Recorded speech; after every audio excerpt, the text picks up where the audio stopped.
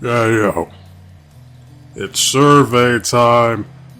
Who here on YouTube came to see the NCP, the All Black Express? Survey says one more for the good guys. Let's get into it. Right, I got people subbing 1 minute, then they unsub 2 minutes later, which is hilarious to me. But it is what it is. Trying to get to 500 for the year's up. Maybe I'll get there, maybe I won't. It remains to be seen. But for today, we're here to talk about TNA's Final Resolution.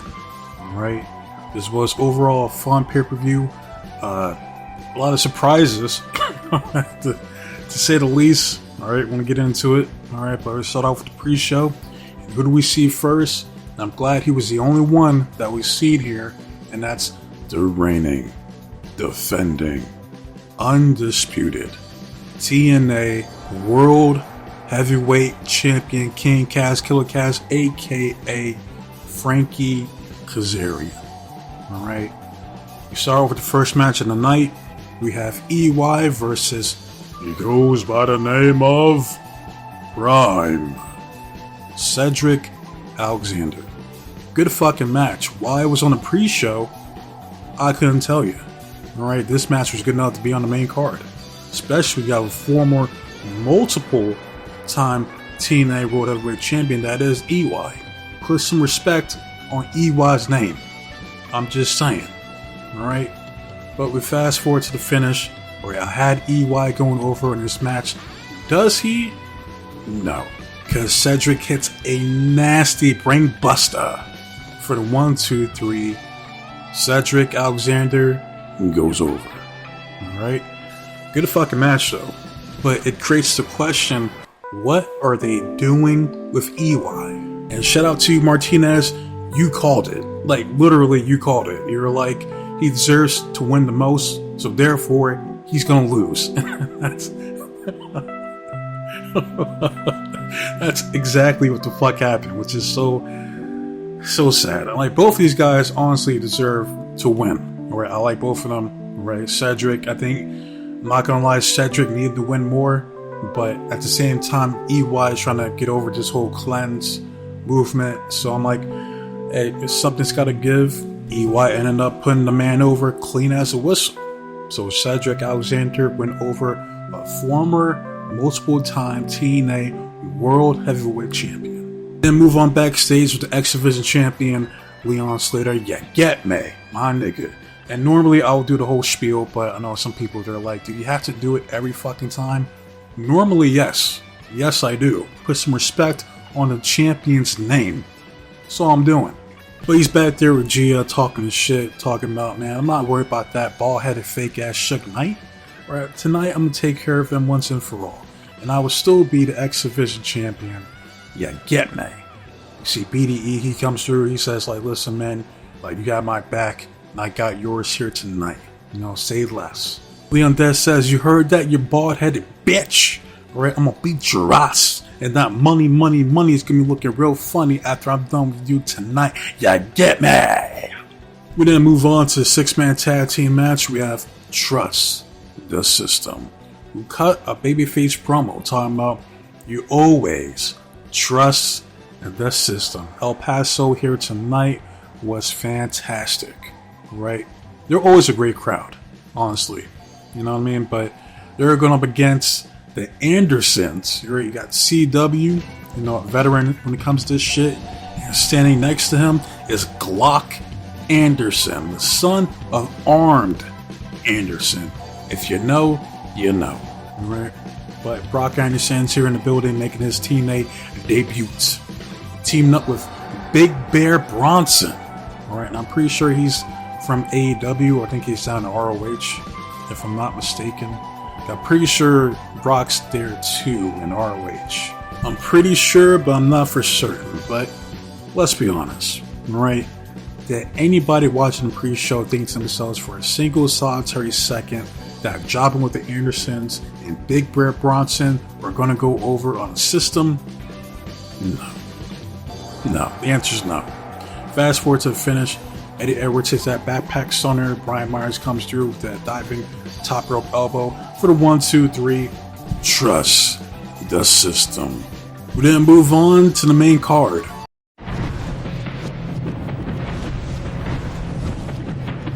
TNA Wrestling.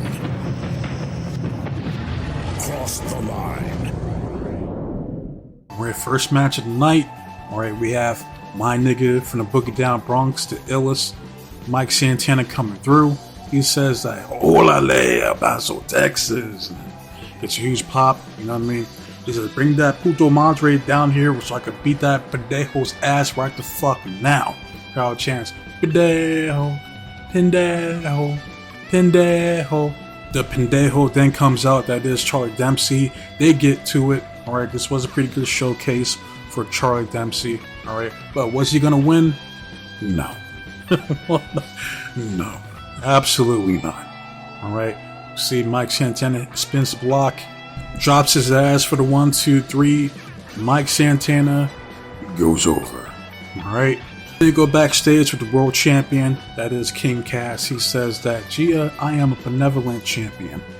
I offer JDC the chance to go out a hero, to go out with the TNA World Heavyweight Champion. And just like all these ingrates here in El Paso, Texas would love to see it, it ain't gonna happen. Right? Because at the end of the night, the King will still reign here in TNA.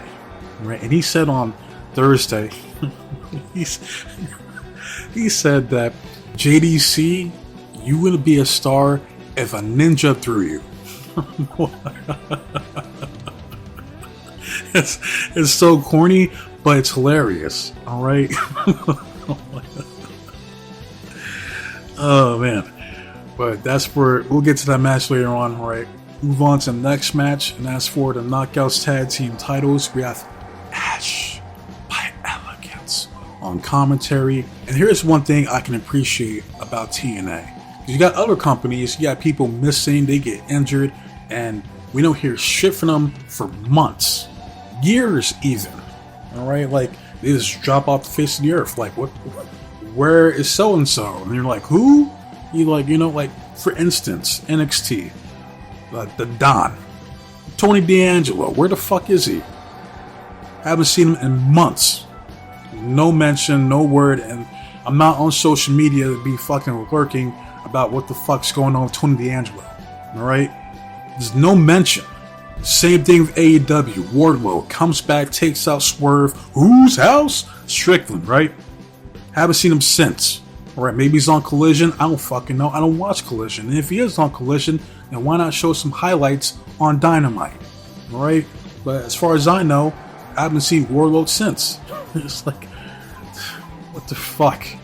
You know what I mean? It doesn't make any sense to me, but we get the match. Alright, we have, "Do you smell what the chin is cooking?"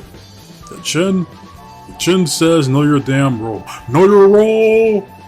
Teaming up with Victoria Crawford, aka Alicia Fox, with Robert Stone, who randomly came through to support Victoria and Tessa, even though they haven't been seen together in weeks, but I digress. Alright, they're going up against the reigning, defending, undisputed TNA Knockouts Tag Team Champions, the Inspiration. Now, I'm not gonna lie, right? I ended up enjoying this match way more than I thought I would. This was a solid tag team match, right? Good chemistry between both teams. They did their thing, right? We see some interference with M&H by Elegance, right? Maggie and Heather, right? Ash was like, "I didn't tell him to do that. I don't know why they're out here. I didn't tell him to do shit." Alright?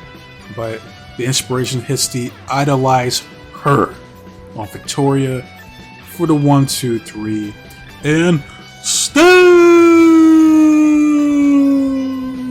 TNA Knockouts Champions, the Inspiration. Right, looking very, very strong in this match. And I can tell you right the fuck now, my predictions were cooked. Right? It started off with EY losing. I seen that, I'm like, yep, I'm done. It's over. TNA is the hardest to predict because it's like I expect them to do this, like the obvious, and then they do the opposite. Every time. So I'm going into this looking at Tessa. I'm like, all right, well, they got to give her something. You know what I mean? All right, so maybe they're going to have her and Victoria be tag team champions for a bit, you know, to give her something to do. Right? But notice she didn't take the pin. So they did protect her. But at the same time, I'm like, she didn't win. So where does she go from here? Are they going to have a rematch? I mean, maybe. Or like a three-way, I guess, with those two and then Maggie and Heather, I guess. You do that? I don't fucking know. But big ups to the Inspiration, still tag team champions. We move on backstage with Santina, alright? And Ariana Grace, her gorgeous self. Basically, Santina was talking about the ongoing investigation with NXT. Like, who are these ruffians coming through and disturbing TNA's business? Alright, and he says, Stacks, I don't like that son of a gun. You make sure he keeps his hands to himself, okay? Because if you don't know, I do believe that Ariana and Channing Stacks Lorenzo, who lost the Lorenzo and the Channing, he's the Stacks here in TNA. I do believe he's engaged to Ariana. I don't think they got married yet. But yeah, in real life, they are actually engaged. So big ups to them, alright? We move on to the next match, a little hardcore match, a little street fight, whatever the fuck you want to call it.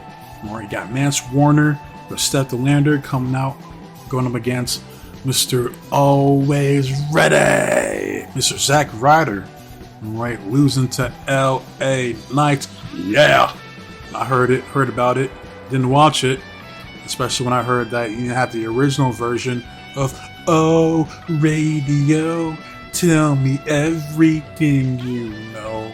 It's like, here's one thing, man, I guess a little pet peeve, or really, something that really grinds my gears, right? When they change fucking theme songs, right? Like Christians, like the Close Your Eyes, the original with the female singer, and then they changed it with the shitty version with the male singer. It's like, why? Why? For what? All right, and apparently that's what happened. I guess they changed it to like a modern version of Oh Radio, tell me everything you know. I'm like, bro, that's the entire fucking reason I wanted this dude to come back out to Royal Rumble is to sing his fucking song. That's it. It'd be like, woo, woo, woo, you know it. That's it. That's fucking it. It's real simple. And I do apologize for going off a little tangent, you know, yapping. Right? Like, bro, get back to the review. I got you. Alright, but yeah, they have a match here. Mance Warner, you got Matt Cardona. Alright, and this was a good fucking match.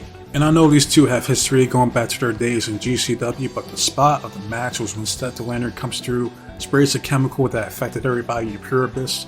If you haven't seen that, great fucking show. Didn't know it was Latin. The only Latin I know besides that is Audentes Fortuna Juvat, which is fortune favors the bold. Right? If you know, you know. But then Mance Warner comes through after setting up the steel chair and hits a tornado DDT through the little plaster door that they have set up, and that shit was smooth. And the crowd popped. They're like, oh shit. Because I'm sure they probably did that spot before, but that's my first time seeing it, as well as probably majority of the crowd. First time seeing it. That shit was crazy. Like, that was a good ass spot. Right? Then fast forward to Matt being a mark for himself, you know, busting out a bag full of action figures of himself, which is good marketing, not gonna lie. He hits an FU to Mance Warner, and this dude's out here doing better FUs or attitude adjustments than John Cena. And the reason he did that because John Cena gave him a shout out. He was like, hi, my name's John Cena. Shout out to Matt Cardona, Claudio Castagnoli, Nick Nemeth. I'm breaking the fourth wall here. Hey, how's it going? Hi, how you doing? Basically what he said here months ago. Alright? But that was a smooth, clean FU he hit on Mance. We fast forward to the finish, hits the radio silence through that plaster door that was set up in the corner to Mance Warner for the 1, 2, 3. Good fucking match. But this creates the question, where do you go with Mance Warner? This dude can't build up any momentum to save his life. Right? Every time you see this dude, he's losing. He's a loser. Right? It's like you just signed this dude this year. It's like, wait. I don't know, man. And Matt Cardona, he's the man. He's everybody's man. He's in fucking GCW. He's in New Japan. He's in Mario. He's in Stardom. He's in Evolve. He's in fucking SmackDown. He's on Raw. You know, he's every fucking where. You know what I mean? You got Vance, who's full time, and I want to hear this dude talk about his baby girl, Steph Lander. Like, I want to hear this dude on the mic. Like, he lost a feud with Sami Callihan, and Sami Callihan's no longer here. He retired. So it's like, where do you go with Vance Warner? That's what I want to know. But we go backstage, we get a promo from Mr. Dirty Dango, aka JDC. Man, do I hate pro wrestling. This was a heartfelt promo. He was talking about, he made a Shawshank Redemption reference. He was talking about how it's like, after I retire, I don't know what I'm going to do. I've been doing this shit for 27 years, which is depressing because in the movie, if you've ever seen it, and if it's a spoiler, sorry, I don't know what to tell you, the movie's been out for fucking decades. But he was referring to the old dude that spent pretty much the majority of his life in the fucking prison, finally gets released, you know, tries to be a cashier, but he can't adjust to society because it moved on because he's been in there for decades. And so a lot can happen within that time frame. So he gets out, doesn't know how to adjust, how to adapt to this new world that he finds himself in. Now, is that going to happen to JDC? Nah, he's going to be alright. You know, he could be a backstage agent, producer, you know what I mean? He could open up a wrestling school somewhere. He's got connections, he's going to be alright. Right? But he says that if I win the TNA World Heavyweight Championship, in my last match here at Genesis, I want to defend the belt against you, Eddie Edwards, my best friend. Not to mention, he did respond, he did clap back at King Cass's comments of him not being a star. He was like, you know, Frankie, like, I have a lot of respect for you. You know, I don't want to do this tit for tat, you know, who has more star power in this, because if we're being honest, it's like, how many WrestleManias have you been involved in? And it's like, oof. Never forget, this man went over on Chris Jericho at WrestleMania. Which WrestleMania? I couldn't tell you.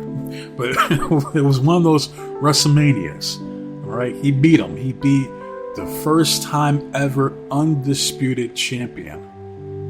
No one can ever take that away from him. Alright, but that's basically what he said here. We move on to the next match. And it's for the International Championship.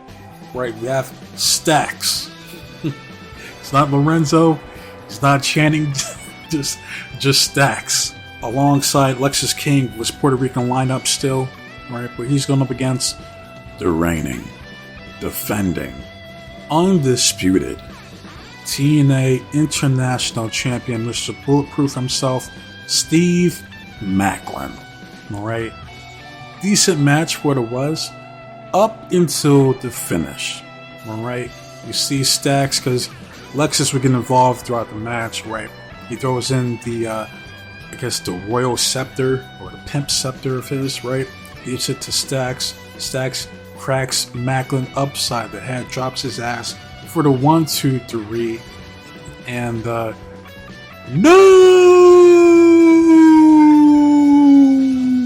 TNA International Champion Stacks. About the Lorenzo order chanting, just Stacks. Now, I shit you not, right? I was watching this, and I'm like, really? This is what we're doing, huh? Out of all the people Maclin could have dropped the belt to, he drops it to Stacks. Wow. You can't make this shit up. Like this shit right here. This is the shit that loyal, diehard TNA fans have a fucking problem with. Like, you just got your TNA Knockouts title back, but now you lost your international belt, like, to NXT. So, like, listen, like, if I'm EY or Cedric Alexander, you know, or Moose, I'll be going after fucking Ricky Maivia. You know what I mean? Or I'll be going after fucking Mr. All Ego Ethan Page, getting me some NXT gold. Because if I'm not mistaken, the only TNA talent to get themselves some NXT gold were the Hardys. That's it. Yeah, Trick Williams, he was former TNA World Heavyweight Champion. Yeah, Kalani Jordan, she was a former Knockouts Champion. Yeah, Juicy Jane, aka JC Jane, she was a Knockouts Champion at one point. It's like, come on, man. I need to see more TNA talent with some NXT gold around their waist. Otherwise, this is some bullshit. Straight up, it's some fucking bullshit. But I'm not gonna lie, this shit was hilarious, right? Because he had Carlos Silva come through. He said, "Put the fucking belt around my waist now." Puts it around his waist, alright? Sax goes to shake his hand, right? Carlos sees it, extends his hand. Wait, Stax kept it moving, left his ass hanging. That shit will never get old. Hilarious. Last time I seen that was on Raw with Grayson Waller. You see some kid in the crowd, right?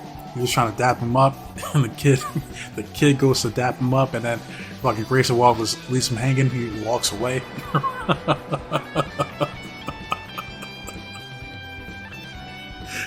That shit had me dying. I'm like, yo, what an asshole. But yeah, for now, Stax is your new international champion. So take it how you want it. You know, we move backstage with the TNA Tag Team Champions, the Hardy Boys, basically talking about how they're going to defend their belts against Tyson and Tyreek here tonight because they're the Hardys and they're the GOATs. Alright?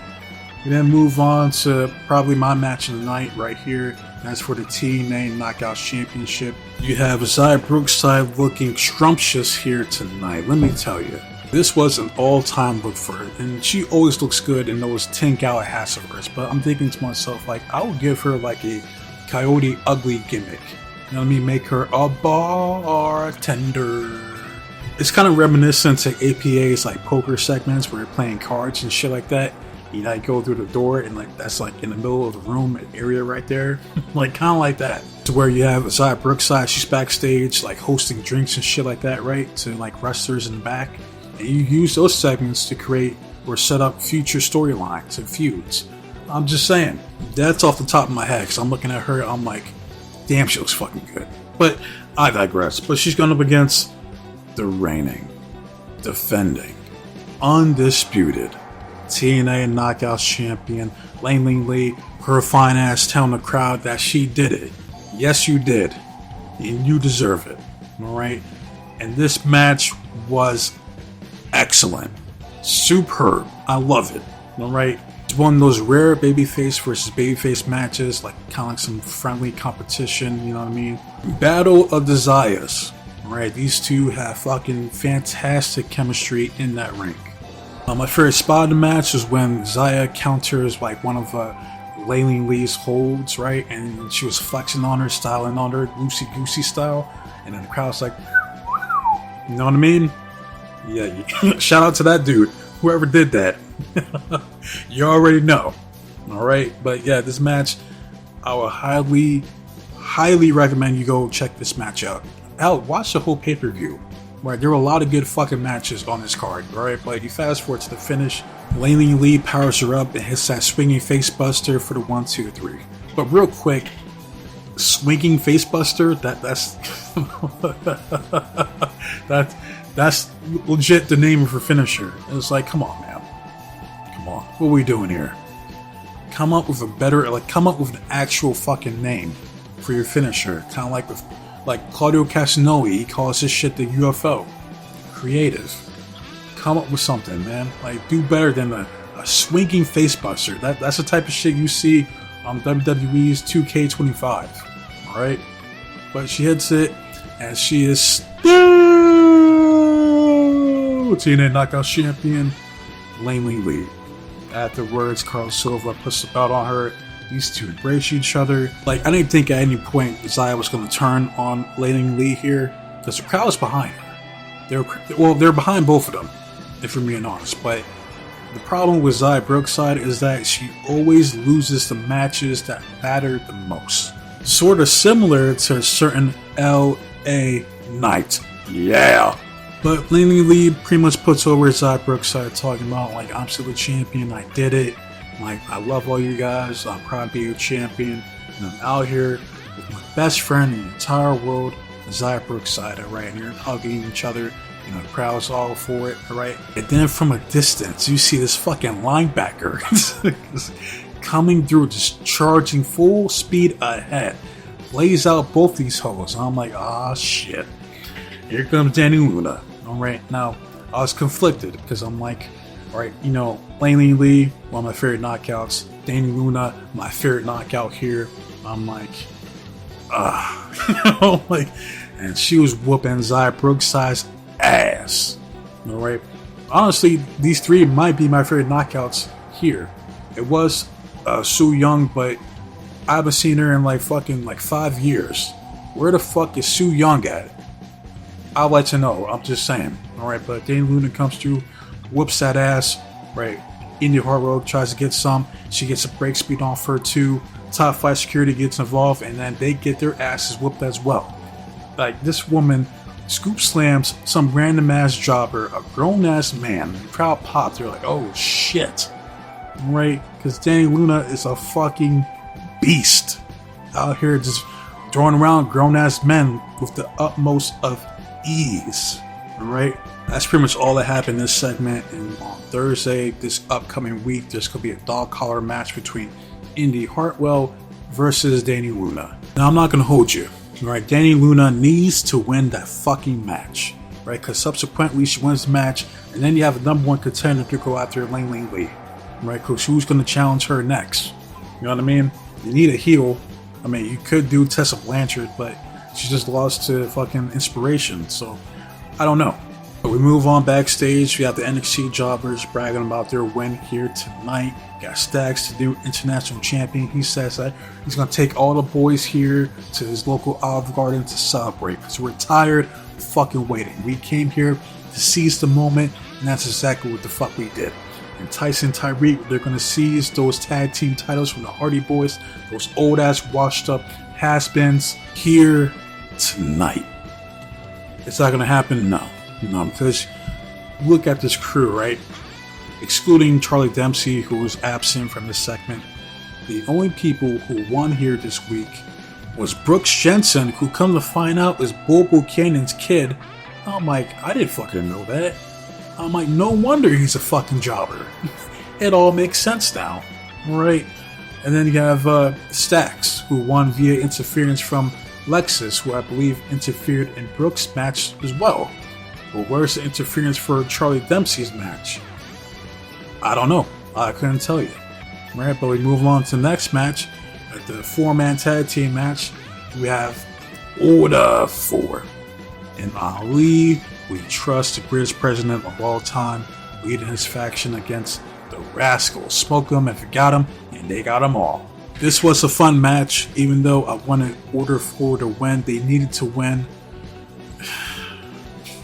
But we'll get to it here in a couple minutes. Alright, there's one spot in this fucking match that I absolutely detest. I fucking hate it. I hate this move. I did a whole video about it, how much disdain I have for this fucking move, and that's the Bronco Buster.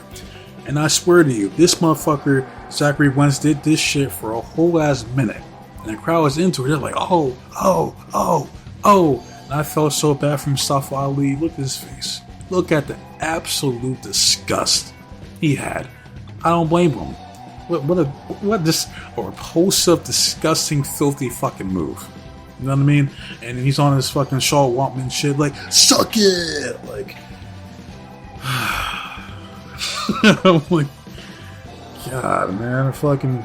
Well, the MVP for this match was easily Special Agent Zero, who did Undertaker plancha. The crowd popped. Dude looked like an absolute beast in this match. But then he gets followed up by Myron Reed's Flame On, which is that running. He does like a running cutter over the ropes to Mustafa Ali on top of everybody. And he hits it clean every fucking time he does it. It's one of the sickest moves you'll ever see. Because he does it in one smooth motion. And it's like, it's a thing of beauty. Honestly, a work of art is what that move is. Right? Then we fast forward, we see Mustafa Ali. He's about to leave. He says, man, I had enough of this shit. Man, fuck this. But behind him, you can hear, in the eyes of a ranger, the unsuspected stranger had better know the truth from wrong from right.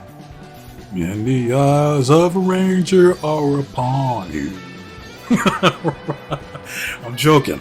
Right, but you see Elias back there on some Red Dead Redemption shit. There's a half-ass hog tied to Mustafa Ali and jacks his fucking ass up out of there.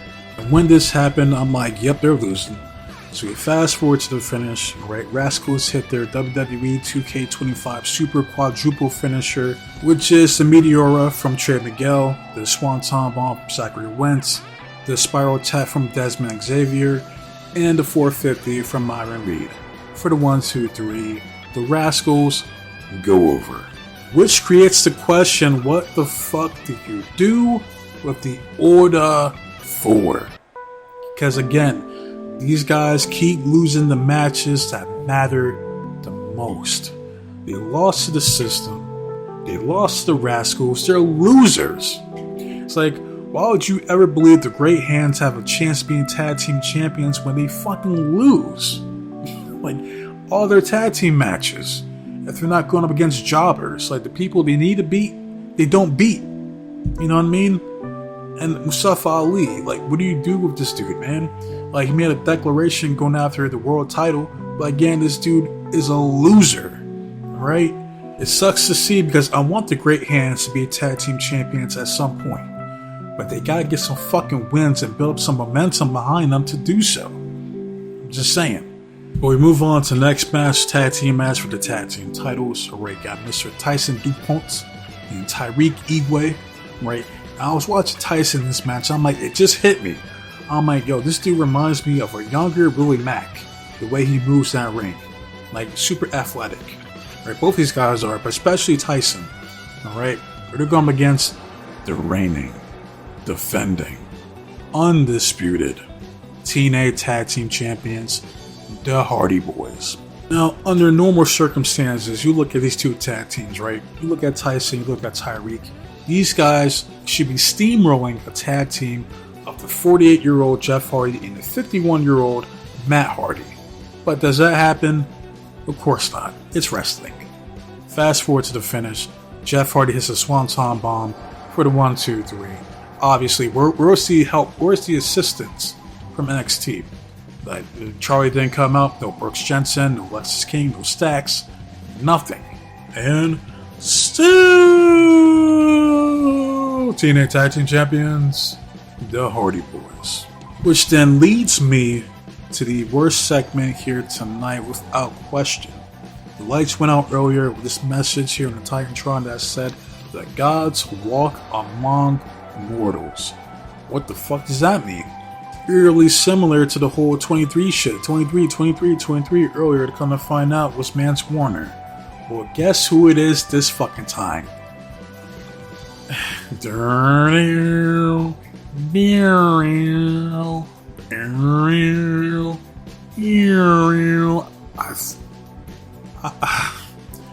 can't express to you how much I fucking hate that theme song. One of the worst theme songs I have ever heard in my entire life. The Righteous. The fucking Righteous is here in TNA. And look at Vincent. Alright, I don't even know the other dude's name, but I remember Vincent because V and Fuso, shout out to him, the YouTube channel, did a video about this dude a long time ago and how this dude would rip off gimmicks like he did Randy Orton, he did Jeff Hardy. So here he is.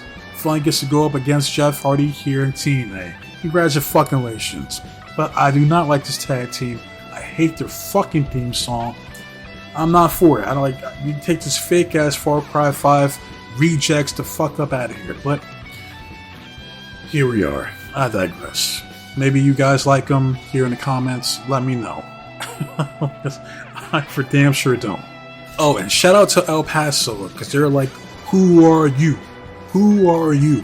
Who are you? Thank you. I can't convey to you enough how much I appreciate that fucking chant because the Righteous suck. Alright? But I digress. We move on backstage with EY. He was talking this shit.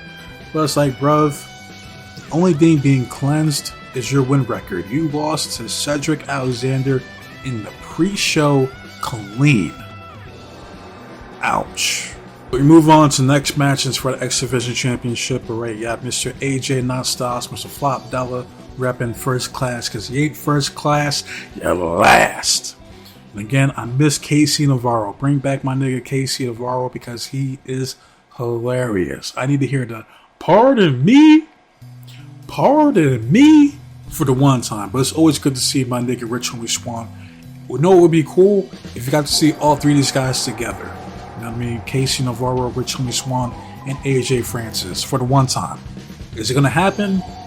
Probably not. Which sucks, but it is what it is. But he's going up against the reigning, defending, undisputed TNA X Division champion and youngest in charge, my nigga Leon said, "Yeah, get me."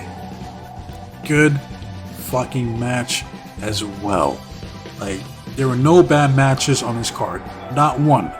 Alright, both these men delivered. Spot of matches when Leon hit this nasty Blue Thunder bomb to AJ Not Styles, and I know AJ helped him out here, but it still was fucking impressive that he got his big ass up and hit that move the way he did. Very, very impressive. That was my favorite spot in the match.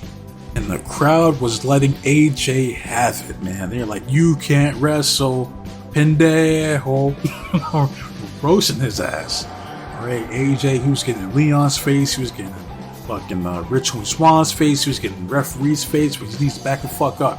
Leave Alice alone. She's the best referee in the game. Leave her ass alone. Back the fuck up. Back your big ass up, alright? Calm down.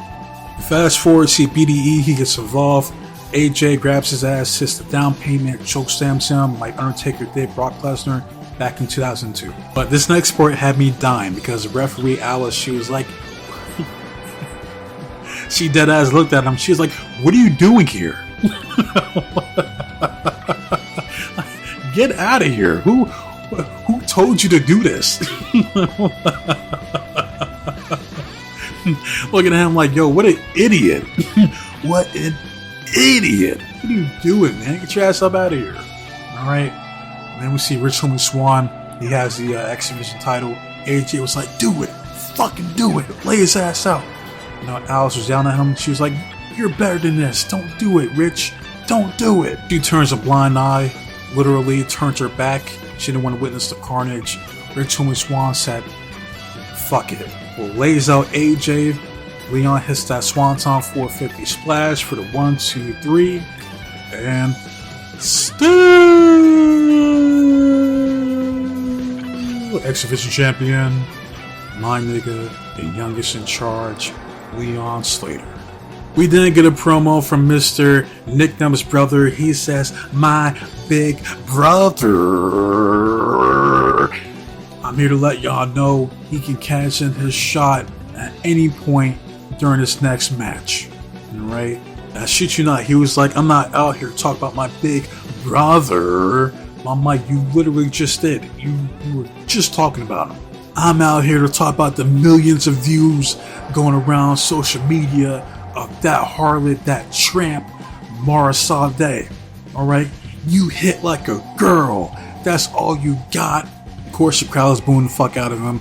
Behind him, you got Mara Sade looking like a complete snack. Nick Nemeth's brother turns around. He says, "Oh, look who it is. Speak of the devil. Look at this tramp. What do you want? Huh? You want some more clout off my name? Oh, you want to hit me? Well, hit me. Hit me." Alright. Mara Sade hits the sweetest taboo, lays his ass out, flexes on him afterwards, and then walks away. She was like, "That's what your goofy ass gets, bitch." And then that leads us to the main event. Are you ready for the main event?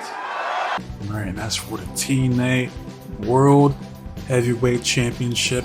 Alright, got JDC repping Trust the System, going up against the reigning, defending, undisputed TNA World Heavyweight Champion, King Kaz, Killer Kaz, aka Frankie Kazarian, showing up in "Oh My Friends Know the Low Rider." The low rider is a little higher. Dun, dun, dun, dun, dun, dun, dun. Dun, dun, dun, dun, dun. That's a George Lopez show with that fine ass mom on that show. I remember growing up watching that show just to see her. I mean, George Lopez, he's alright. He's the okay comedian, but I never thought he was hilarious. You know what I mean? But I digress. Alright, got King Cash going up against JDC Dirty Dango in his second to last match here in his career. Spot of the match, I'd say, is the slingshot cutter that Frankie does. Hits it clean every time he does it. Probably my favorite move of his in his moveset. But fast forward to the finish. King Cash locks in that crossface chicken wing. Has that son of a bitch locked in. JDC tried his best to kick out of it, but he fails to do so, and he goes night-night. And still TNA World Heavyweight Champion King Cash, Killer Cash, aka Frankie Kazarian. Now, afterwards, we the NXT jobbers, they rush into the ring, start whooping ass. King Cash says, "Fuck it, I'm out of here." He said, "This ain't got shit to do with me. This ain't my fight." He leaves. Lexus King pulls out a barbecue lighter. He says, "We're gonna burn this son of a bitch right down to the ground." Alright. Tries to do so. He had the lighter fluid on the top of the logo for TNA. But before he could do so, we see Steve Macklin, we see Mike Santana, and see the Hardy Boys. They come through for the save. Alright. Then see Santino Marella and top 5 security to try and break up on chaos or the pandemonium that's going on over the ring. And out of nowhere, we see Stacks. He goes right upside Santino's eardrum, lays his ass the fuck out. So Santino Marella is down. Santino Marella is down. That's how we end Final Resolution. That's it with Santino Marella looking up at the lights, dazed and confused. So all in all, I thought this was a good pay-per-view. Right? Big ups to Delirious, even though once again some of the decisions on this show was questionable. Like Stacks. Really? The show was over 3 hours, but it didn't feel like it was 3 hours. Like, the only match I could say that probably jogged on for a little too long was probably the Charlie Dempsey versus Mike Santana match. Maybe, and that's pushing it. Like, I didn't have a problem with the match itself. Like, it was an easy watch, and I was entertained. Alright, but I want to hear from you guys. How you guys feel about Final Resolution? If you watched it, let me know in the comment section down below. I've been here for over 40 minutes. I'm not gonna lie, sometimes I get a little overzealous when I do some of these TNA pay-per-views, but it was a good show. I had fun doing it. Alright. You could tell a difference in energy between this video and my last video I did, Best Baby Faces of 2025, because I'm not gonna hold you. I did not want to do it. I'm like, let me just knock this shit out, get it over with, which is a disservice to both Mike Santana and Will Nightingale. It's also a disservice to you, the good people, the fun folk that are subscribed and watch my videos. So I try to do my best to entertain you guys. But when you see videos like Modern Wrestling Sucks from like Dutch Mantel and CV Richards and like the plethora of YouTubers that cover pro wrestling, you're not lying. Like, you're not wrong. Like, on the grand scale of pro wrestling as a whole, it fucking sucks. Like, it has its moments of entertainment, or like that was some good shit, but it's very few far in between. You know what I mean? Like, I swear to you, I can't remember the last legitimate time I was excited for a fucking pay-per-view or a wrestling show. Like, more times than not, like you just watch it just out of habit. You know what I mean? Like, or just to keep up with shit. It's like, well, like, oh, a fucking Dynamite song, let me tune in and see what's going on this week. And that's if. Like, there's sometimes I'm like, yo, I don't give a fuck. I had to skip this week. I really don't give a fuck what's going on Dynamite or NXT this week. Like, I have those days. I'm not gonna hold you. I wish enough for you guys' time for now. So with that said, be safe, be blessed, take care of yourself, protect your yours, love one, stay warm, stay dry, stay frosty, but most importantly, trust in God. God be with you. I'm out of here. Until next time, adios.